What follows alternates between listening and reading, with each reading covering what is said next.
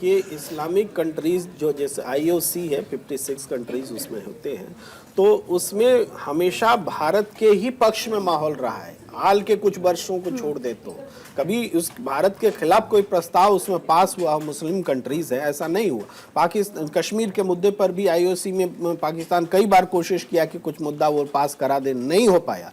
तो ऐसा नहीं है कि इस मुसलमान देश होने, इस्लामिक देश होने के कारण सब पाकिस्तान के साथ हो जाते हैं, ये नहीं है। इसमें भारत की मौजूदगी, भारत की इज्जत बनी रही और अभी भी खत्म नहीं हुई है, ये आप समझ लीजिए। तो ये एक इंटरवेंशन मेरे लिए जरूरी था, इसलिए मैंने ये बात कही। नहीं, प्रेम जी कह रहे हैं अपनी जगह सही है। मैं ये इतना थोड़ा इसमें बीच में हस्तक्षेप करना चाहूँगा कि कुछ, हमने पहले भी कहा कि कुछ जो इस्लामिक देश है वो कट्टरवाद की तरफ जाते हैं और वो पाकिस्तान के साथ खड़े होते हैं। टर्की है, टर्की के साथ हमारे अच्छे संबंध थे। टर्की में जब वो आपने देखा कि इतनी बड़ी आपदा आई, हमने दिल खोल के उनकी मदद करी, अपने सैनिक भी भेजी। सर मैं बहुत ही प्रैक्टिकल, जो मेरे दर्शक समझ पाए, मैं आपके पास आऊंगी। प्रेम कुमार जी, मैंने कुछ गलत किया और आप तीनों चुप रहे, और एक ये है कि आप तीनों में से दो जने या तो मेरा सपोर्ट कर गए तो चीज बदल गई मेरे लिए, और आप तीनों में से दो लोगों ने इसका विरोध कर दिया तो चीजें बदल गई। मेरा बात यह था कि ऑपरेशन सिंदूर जैसे मामले में विरोध करके, खुलकर विरोध करने वाला, साइलेंट रहने वाले बहुत थे, जिसमें आप कहें कि कई इस्लामिक कंट्रीज थी जो साइलेंट थी। हम सऊदी अरब के साथ हमारे संबंध, प्रधानमंत्री को इस्लामिक कंट्रीज में इतने बड़े उससे अवार्ड से नवाजा भी गया है, सबसे हाईएस्ट अवार्ड से नवाजा गया है, वो एक अलग मुद्दा है। लेकिन ऐसे मसलों में पाकिस्तान को खुलकर विरोध करने वाली कंट्रीज कितनी है? देखिए, आपके प्रश्न की जो गंभीरता है उसको देखा जाए तो एक चीज से दिखती है, वो उसका जवाब ये है कि इस बार जो भारत और पाकिस्तान के बीच लड़ाई हुई वो सिर्फ भारत और पाकिस्तान के बीच नहीं रही। इसमें चाइना का इन्वॉल्वमेंट दिखा, टर्की का हथियार दिखा। तो ये क्यों दिखा? इंटरनेशनल जो जियोपॉलिटिक्स है उसके हिसाब से दिखा। तो इसीलिए ये जो सीज फायर की भी घोषणा हुई डोनाल्ड ट्रंप ने आकर की, हमने नहीं की, पाकिस्तान ने नहीं की, तीसरे देश ने सीज फायर का ऐलान किया। इससे कोई इनकार कर सकता है क्या? कोई नहीं कर सकता है, फैक्ट है ना। तो ये जो परिस्थिति बनी, यहीं पर उत्तर है कि ये सिर्फ भारत पाकिस्तान की लड़ाई नहीं रही जैसे अब तक हुआ करती थी। ये लड़ाई भारत की मोर देन पाकिस्तान प्लस से हो गई। पाकिस्तान आई थिंक एक ग्लोबली कंधे की तरह ही रह गया है, जब भी इस्तेमाल हो कंधा। अब जब ट्रंप ये कहते हैं, मैंने एक डिबेट देखी सोशल मीडिया पर, जिस दिन वेनेजुएला पर अटैक होता है, वेनेजुएला के राष्ट्रपति को ले आते हैं, तो एक कुछ लोग हैं जो भदौरिया साहब ये कहने लगे कि राष्ट्र अध्यक्ष हो किसी देश का तो ऐसा हो, और ट्रंप की एक सेक्शन में तारीफ होने लगी, और जाहिर तौर पे एक सेक्शन में उनके लिए आलोचना हो रही थी। तारीफ इसलिए हो रही थी कि लोग ये कह रहे थे कि अपने देश के लिए को सर्वोपरि मानने के लिए किसी भी हद तक नियमों को, कायदे को ताक पे रख देना। बहरहाल इसके पीछे मेरा जो ओरिजिनल सवाल ये है, क्या ऐसे करने से मेक इंडिया ग्रेट अगेन वाली राह पर चल पड़े हैं क्या ट्रंप साहब? ज्यादा टाइम नहीं है, 3 साल बचे हैं, तो अमेरिका ग्रेट हो पाएगा दोबारा? इन तमाम चीजों से, सारे नियम कायदे को ताक पे रखे, यूएन का एग्जिस्टेंस है नहीं, इंटरनेशनल कोर्ट्स का एग्जिस्टेंस बचा नहीं है, तो ऐसे में इकोनॉमिक के लिहाज से, इकोनॉमिक पावर के लिहाज से वो आगे बढ़ रहा है। देखिए, जहाँ तक मैंने डिबेट्स देखी थी उसमें था कि अगर यूएस वेनेजुएला के साथ लड़ाई करता है तो शायद 7 दिन के अंदर या इसी कुछ समय के अंदर वो हार जाएगा।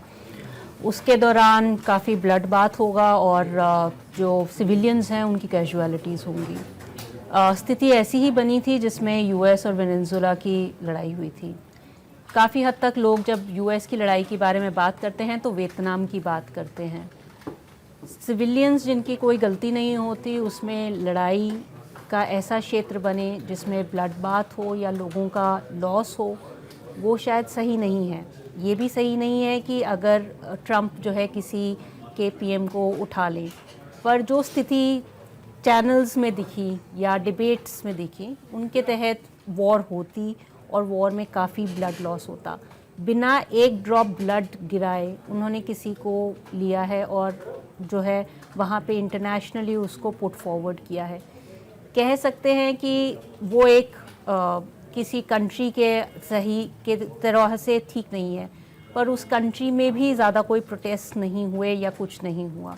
तो सभी स्थितियों को देखते हुए ये कहना कि कोई एक व्यक्ति सही है या दूसरा व्यक्ति सही है बिना पूरी जानकारी के हुए और बिना जाने कि क्या प्रोटेस्ट है या क्या प्रोटेस्ट नहीं है, मैं वो शायद बीच में सही इसलिए नहीं रोकना होगा। चाहती हूँ, किसी कंट्री में इंटरनल कोई भी प्रोटेस्ट हो, जी, क्या किसी कंट्री की संप्रभुता को ताक पे रखते हुए आप उसके राष्ट्रीय अध्यक्ष को ले आएंगे क्या?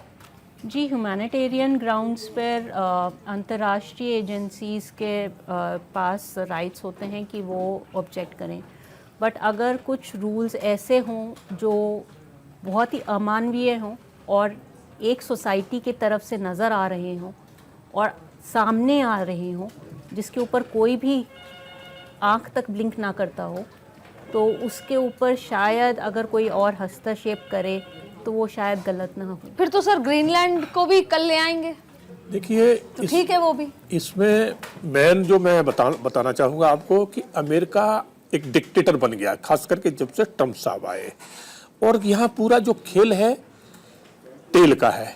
वेनेजुला में भी तेल बहुत भारी संख्या में है और वही ईरान में है। तो वेनेजुला के राष्ट्रपति को इस तरह से उठा ले जाना, क्योंकि वो एक राष्ट्र अध्यक्ष है, राष्ट्रपति है वहाँ के, और किसको आप सिर्फ अपनी ताकत के बल पे, क्योंकि आज अमेरिका सही है कि हर तरह से वो सक्षम है, ताकतवर है, तो वो अपनी ताकत का आपने यहाँ पर मिस यूज किया कि वेनेजुला एक बहुत छोटा देश है, उसकी संख्या इतनी नहीं है कि वो यूएसए से लड़ सके, और ना भी उनकी सेना लड़ने लायक है। तो इसका मतलब फिर तो आप कोई छोटे देश हैं वो बचेंगे ही नहीं, आप जिसको चाहोगे आप दबा लोगे।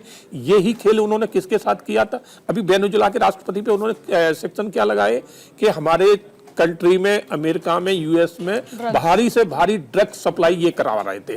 तो इसका सबूत क्या है? कहाँ आपने दिखाया कि ये पकड़ा गया है? इनके माध्यम आया।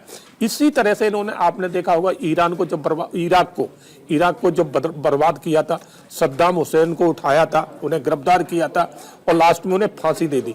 उनके ऊपर क्या सेक्शन लगाए थे कि ये परमाणु हथियार बना रहे, जबकि जांच हुई तो वहाँ कुछ भी नहीं निकला।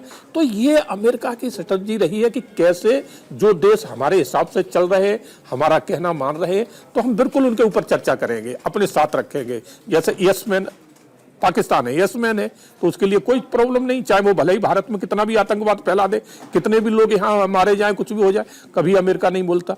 मगर जो उसके साथ नहीं चलता है वो उसके ऊपर तुरंत हावी हो जाता है। सर नेटो का भविष्य क्या है सर?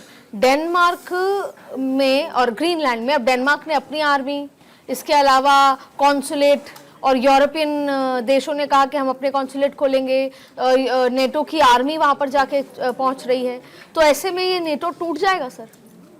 देखिए, बड़ी विडंबनापूर्ण स्थिति है कि नेटो का मेंबरशिप लेना चाहता था यूक्रेन, बिल्कुल, तो इसकी वजह से रूस यूक्रेन की लड़ाई हो गई और अमेरिका ने खुलकर यूक्रेन का साथ दिया। अभी हाल के जेलेंस्की वाला एपिसोड छोड़ भी दिया और आज भी उसके खिलाफ नहीं है, उसके रिसोर्सेज पर नहीं, अगर नहीं भी दे रहे मेंबरशिप तो भी उन्होंने कहा नेटो मिलिट्री रूप से साथ हो गया आपके। और दूसरी बात है कि नेटो, ये पुर्तगाल जो है उसका मेंबर है और पुर्तगाल का उस पर, ग्रीनलैंड पर पूरा सैन्य व्यवस्था उसके ही हाथ है, रक्षा उसके ही हाथ है।